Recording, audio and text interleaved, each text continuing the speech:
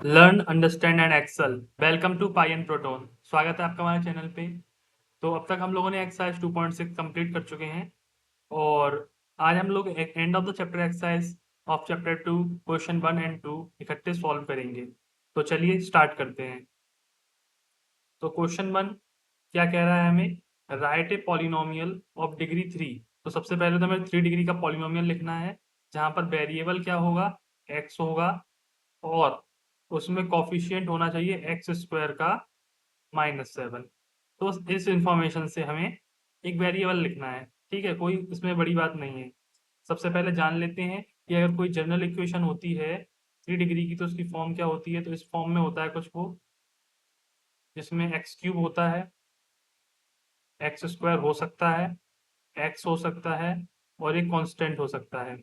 यहाँ पर A B C इनके कोफिशिएंट्स हैं यानी मल्टीपल हैं। यहाँ पर एक कंडीशन है कि ए जीरो नहीं होना चाहिए। अगर ए जीरो हो जाएगा तो ये टर्म एलिमिनेट हो जाएगा और ये टर्म एलिमिनेट हो गया तो ये क्यूबिक इक्वेशन नहीं रहेगी, ये एक क्वाड्रेटिक इक्वेशन बन जाएगी।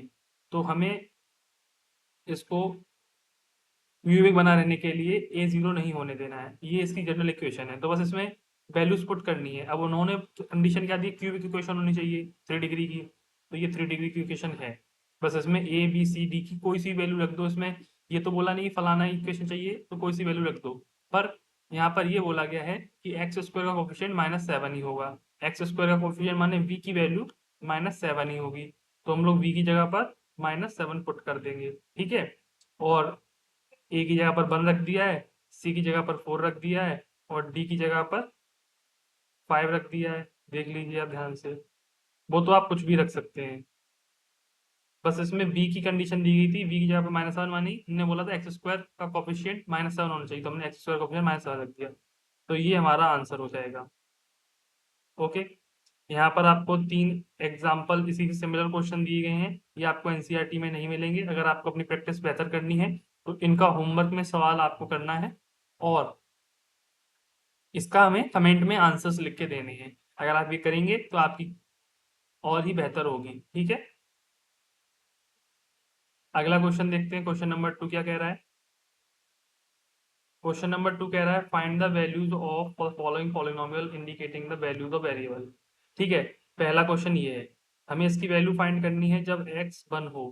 तो हमें कुछ नहीं करना, बस इस इक्वेशन में जहां जहां x है, जैसे माने यहाँ पर x है, यहाँ पर x है, वहां पर वैल्यू 1 पुट कर देनी है।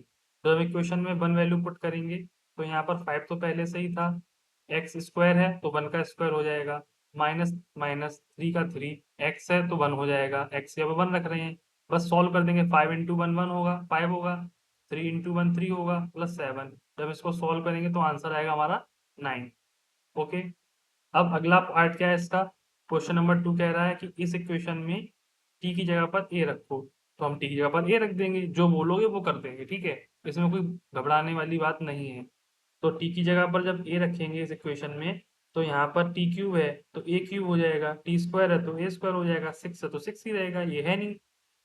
तो बस जैसे टी था वैसे ही ए हो जाएगा, ये इक्वेशन का आंसर आ जाएगा। ये हमारा सॉल्यूशन। ओके, ये हमारे आंसर्स हो गए। अब ये 3 क्वेश्चंस आपको होमवर्क के लिए दे रहा हूँ, 1 2 3। इसमें ये इक्वेशन दी गई है और इसमें एक्स और 2 रखना है। ये आपकी प्रैक्टिस के लिए, अगर आप ये प्रैक्टिस करेंगे तो निश्चित ही आपकी तैयारी बहुत बेहतर हो जाएगी। इन सभी तीनों सवालों के जवाब जो कमेंट बॉक्स में लिखेगा उसका हम लोग अगले दिन शॉर्ट आउट दे देंगे। Okay, thank you.